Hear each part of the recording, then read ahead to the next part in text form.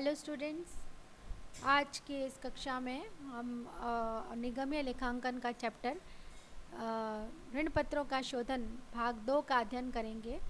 हमने भाग 1 में ऋण पत्रों के शोधन के पहले विधि का विस्तार पूर्वक अध्ययन कर लिया था, जिसमें जो शोधन होता है वो पूंजी द्वारा और लाभों द्वारा किया जाता है। और इसमें हम पढ़ेंगे कि इसमें जो मेथड है परिवर्तन द्वारा शोधन कैसे किया जाता है, ऋण पत्रों के क्रय द्वारा हम कैसे इसका शोधन कर सकते हैं, उसका हम इसमें अध्ययन करेंगे।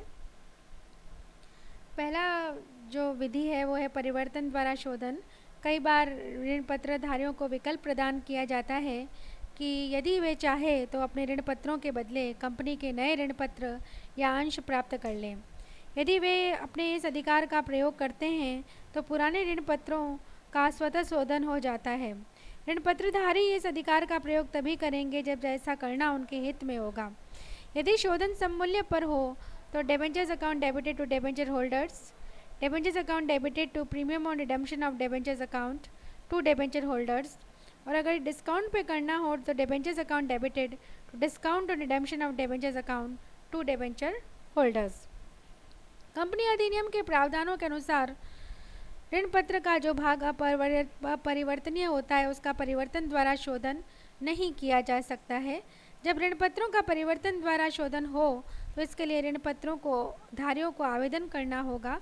कोई भी company put and call option के अतिरिक्त 36 माह से अधिक की शोधनीय अवधि के पूर्ण परिवर्तनशील ऋण पत्र निर्गमित नहीं कर सकती है।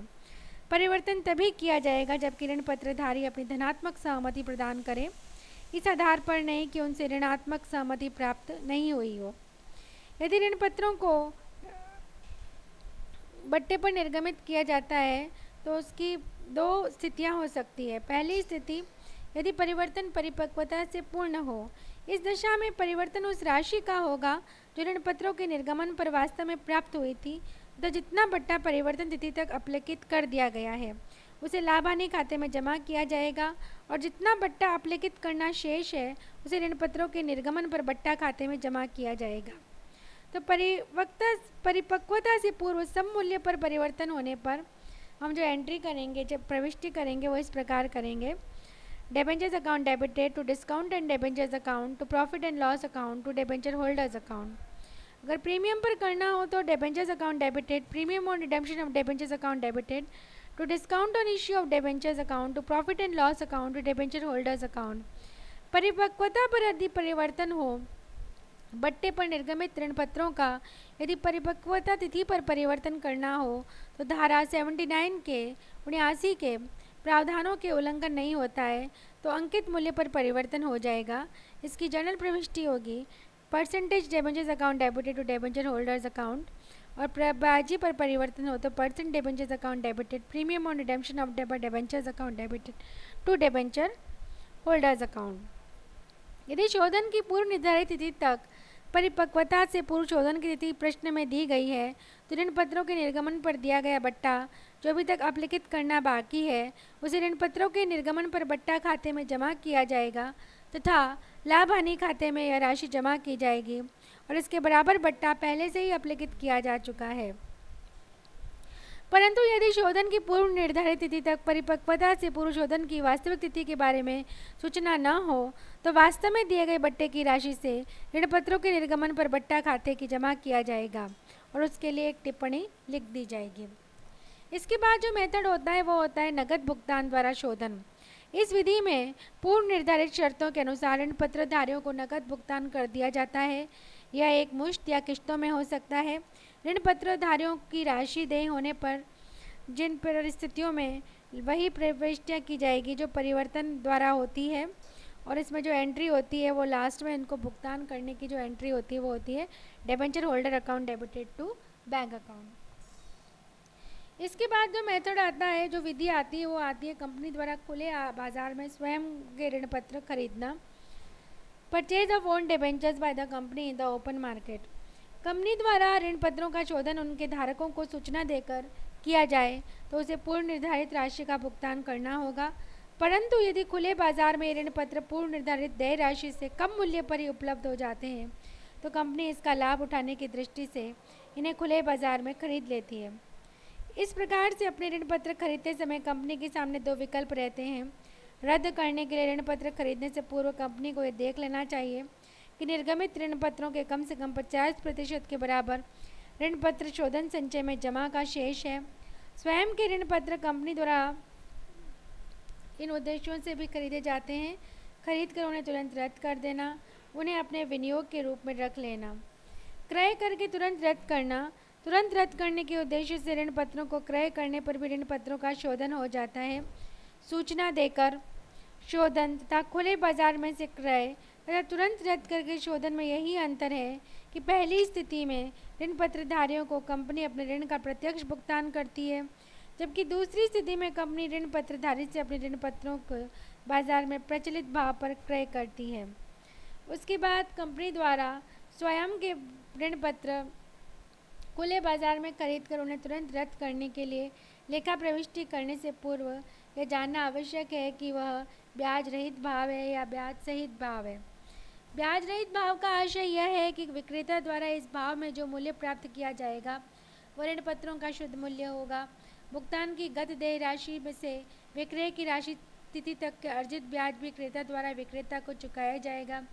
इसके विपरीत यदि सौदा ब्याज सहित भाव से किया जाए तो इसका आशय यह है कि विक्रेता ने ऋण पत्रों को शुद्ध मूल्य के साथ भुगतान की गत देय तिथि से सौदे की तिथि तक का अर्जित ब्याज भी भाव में ही सम्मिलित कर दिया है, जो अलग से नहीं चुकाया जाएगा, और ऋण पत्रों का शुद्ध मूल्य ज्ञात करके उस चुकाए गए मूल्य में से ब्याज मूल्य घटाना होगा।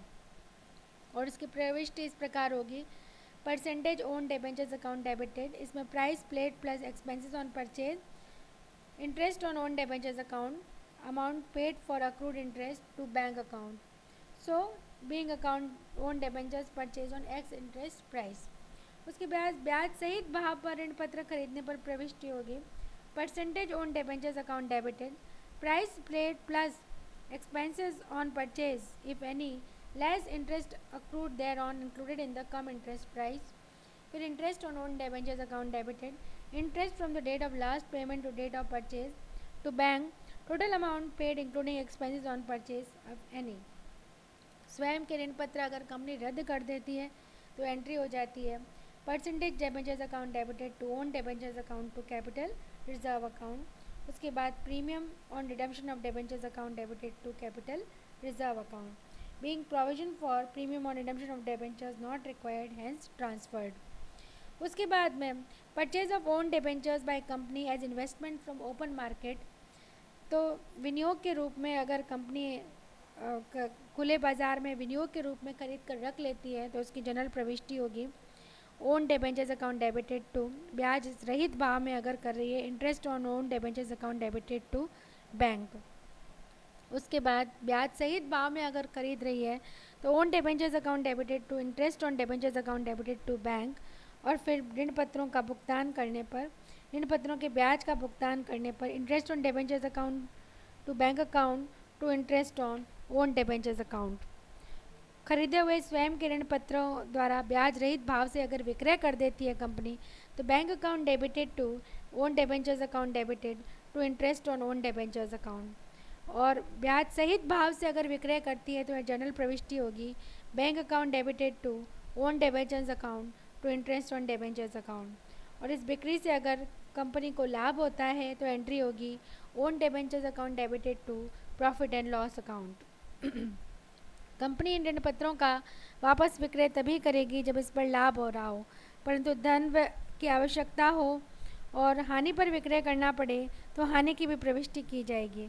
तो विक्रय पर अगर हानि होती है तो एंट्री होगी: profit and loss account debited to own debentures account. और इन पत्रों को अगर रद्द कर दिया जाता है तो कंपनी अपनी बुक्स में एंट्री करेगी: percentage debentures account debited to own debentures account to profit on debentures account. उसके बाद जो profit on redemption of debentures account है वो कैपिटल रिजर्व में ट्रांसफ़र हो जाएगा: profit on redemption of debentures account debited to capital reserve account. तो ये थी 2 विधियाँ जो आपको समझ में आई होगी। धन्यवाद।